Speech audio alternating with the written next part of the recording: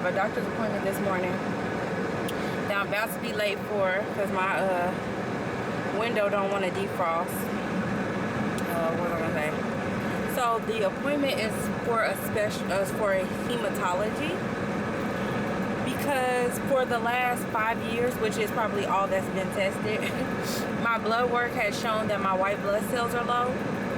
But the last doctor that I had just was like, you know, African American women have lower white blood cells naturally. It's actually a genetic variant that protects you from getting malaria.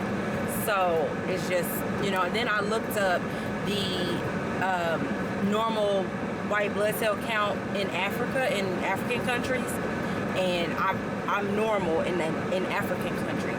So so the doctor that I have now, she's not concerned. She was like, yeah, that's probably what it is.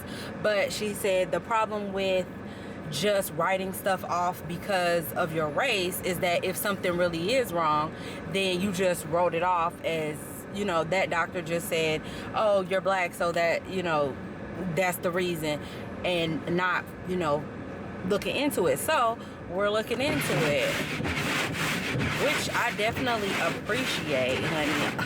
Do your test on me. Go ahead.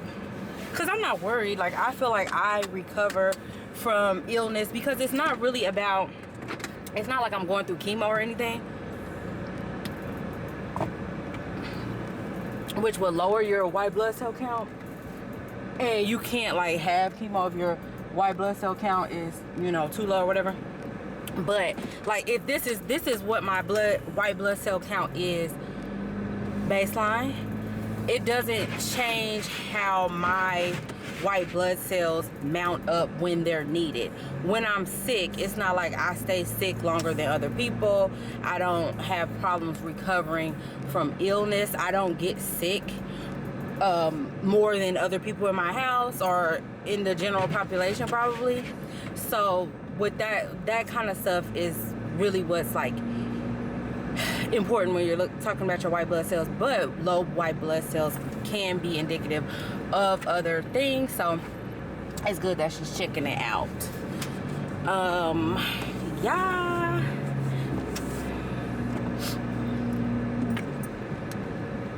that's all I gotta say.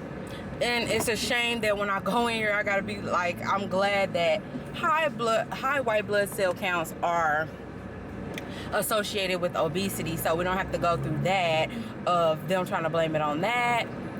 And then so now we can have a conversation about what else could be true, you know, instead of trying to write that off as that, you know. Because also that's another thing, if you blame things on my race, then you can miss something. If you blame things on a person's weight, you can miss stuff. And so glad that this isn't one of the things that's associated with that, so they can, you know, dig a little deeper. Let's reach into that bag of tricks and find another one. Let's actually do the blood work and see if there's anything up or not. All right, I will let y'all know how it goes. Talk to you.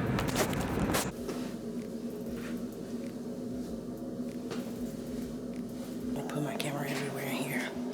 Yeah, no, it's a little dirty. All right, done with that. So she said they drew my blood, but she said the same thing that I just told y'all and that my doctor told me, which is, you know, it is probably ethnic induced neutropenia or whatever, I don't know. But she still is doing the blood work. She said the same thing I said, as long as my body mounts up a defense when it needs to, which it does, that's all that really matters, is that my white blood cells increase when I need to fight an infection. My neutrophils are normal. So there's different types of white blood cells. There's neutrophils, eosinophils, basophils, you know, there's different types. So the blood work that I already had on file went into those different types, and those are normal. But the amount that's in my blood, she was saying that it doesn't stay in your blood very long. They don't stay in your blood very long, so at any given time there could be less, blah blah blah, whatever. She's like, you know, when you're scared or something like that, more will appear. So she was like, probably in this, because you're in a place that says Cancer Institute, they'll probably be higher and be normal because, you know, your body mounts a defense when it's nervous and when it's sick and stuff like that. So yeah, my white blood cells just are probably naturally low. I will know when they give me my results will probably come through pretty quickly, like today. But if needed, we'll have an appointment again, a follow-up appointment in 2 weeks. But we probably won't need one because if everything's normal, then we don't need to talk. She was, but it's good to know her and not to know her, because I was like, yeah, it's good that I met you, you know, just in case things come up. Not that I want to get to know you, you know, but if things come up, happy to, you know, have a baseline, basically. So yeah, uneventful. I'm going home. I went right upstairs and told that man that they said I wasn't gonna make it, and just stood there for a little bit. And then I said, they said I'm not gonna make it another 100 years.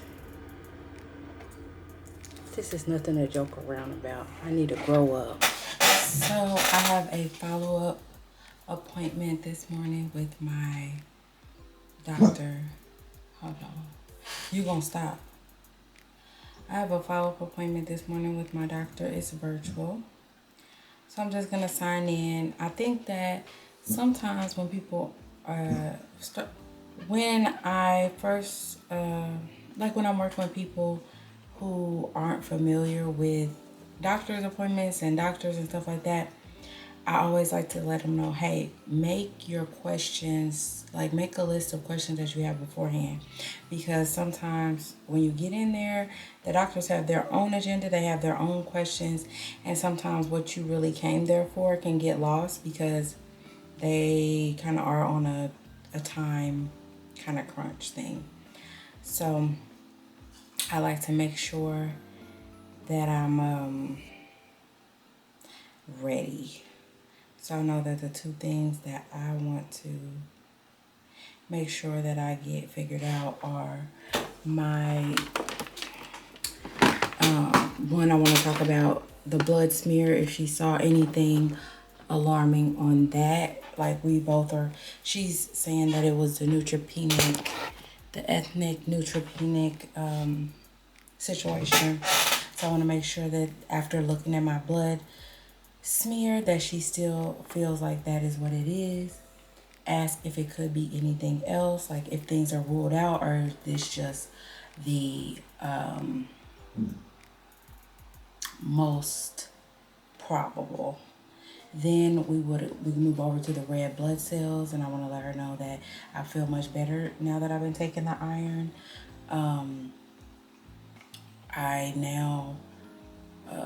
I'm not cold at night. Like my husband can sleep with the fan and I'm not cold. Last night I slept till 3 a.m. without my cover. Like I just fell asleep, forgot to put my cover on. I could never really do that. My body has been warmer overall. I didn't have any cramps or anything. My period went by much better as well. So I do think that's a plus. I do want to talk to her about the research around when to take iron supplements, like as far as the absorption, and there are studies that say that taking it every other day helps with absorption.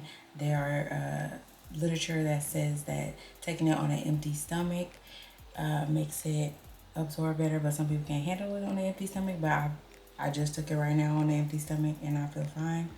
So those are the kind of things that I just want to map out with her to make sure I have, like, I'm on the right page with these things. Okay, let me see here. B12 was good. Folate was good. They called you about your iron, right? Yeah, she sent me a MyChart message. Thank you for checking that. I know it wasn't like, my red blood cells weren't like out of the normal, but thank you for checking that, because Well, I just find a lot of young women who are having periods are Yeah. iron.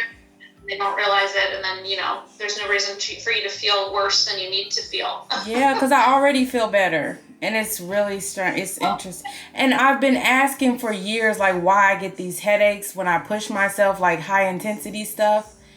And I really feel like that was probably it. Like, the running and the jump. Like, anytime I try to push, I feel bad. Yeah, definitely. Iron deficiency can cause headaches. It can cause, like, hair loss and restless legs and fatigue. It causes all kind of weird things. Mm-hmm. So how are you taking your iron? Well, I'm taking it in the morning on an empty stomach because I can't handle it. But I ordered, the ones that I ordered aren't the ones that you recommended because I had already ordered them. Can I show them to you? And let me just be, I guess, honest about how I've been taking them. So okay. So this is one of them that I have. Yeah, that's perfect. That's actually prescription strength. Oh, okay. And then I have this blood builder one. This is it's like 28 grams or something. I don't know. I can let you know. It's iron, fermented iron, whatever. It has 26 milligrams. Okay. So what I did was I was taking one in the morning and one at night, especially like around my period. Now, my head I got lightheaded one day and I decided it was this. So I started just taking one in the morning. So as a person who is not on any medication, I don't know. I don't want to take it all the time. I feel like I need to take it around my period.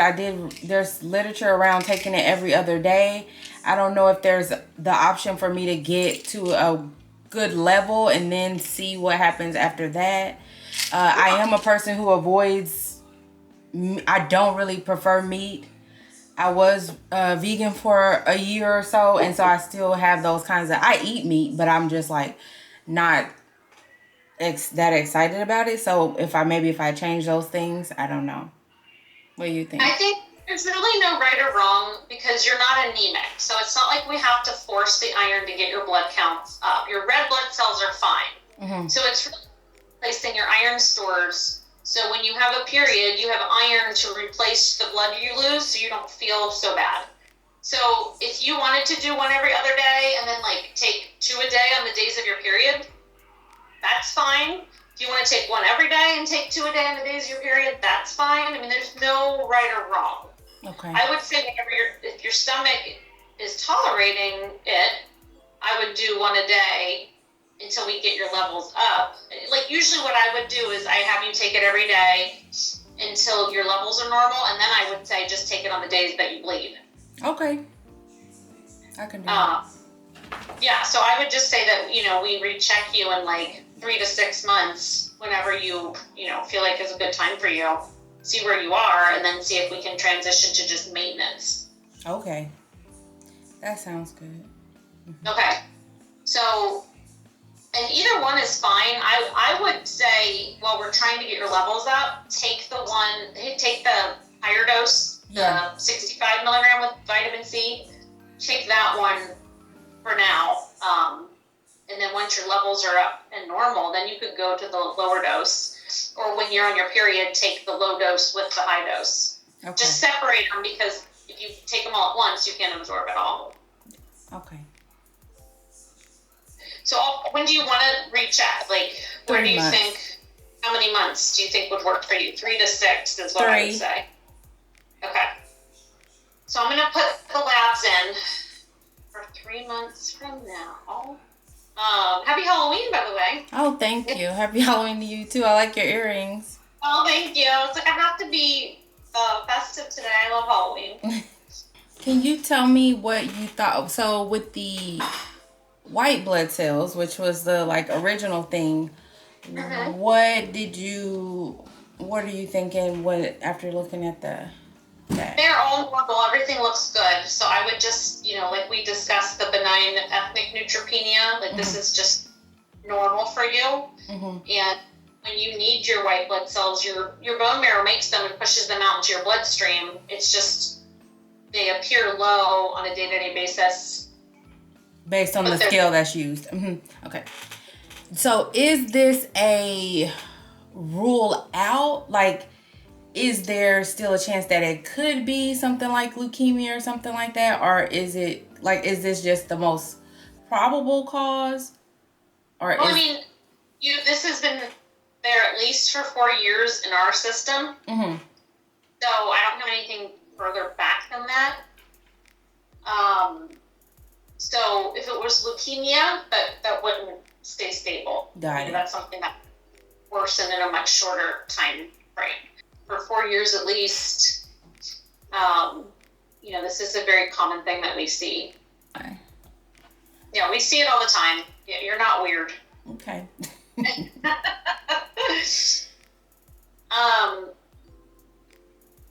Yeah, so it all looks good. And in 3 months, when we check your blood count, we'll see your white count again. So you'll continue to see that pattern.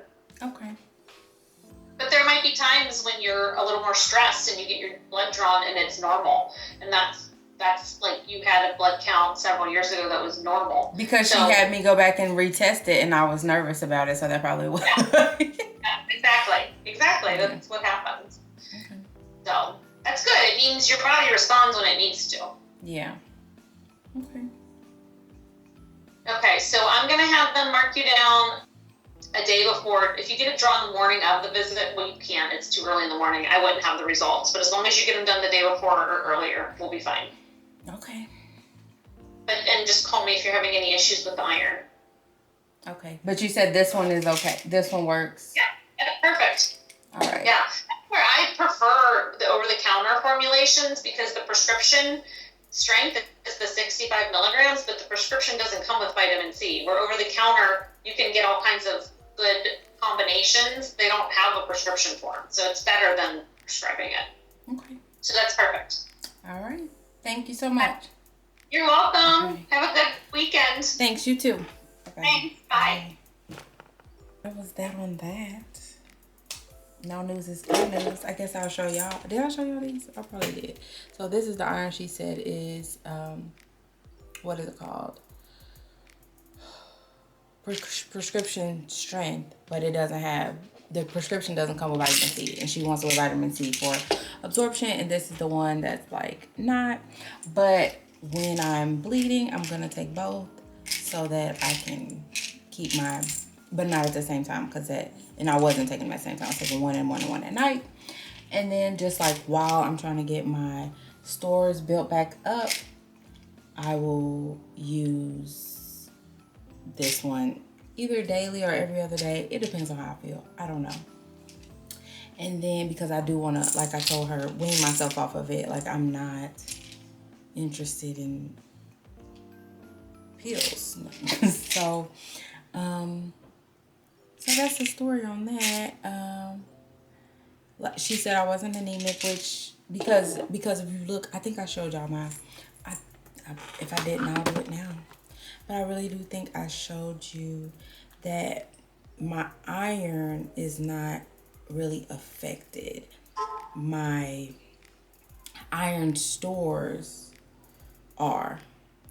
So with the amount of things that I do and with, being a person who I'm still having a cycle,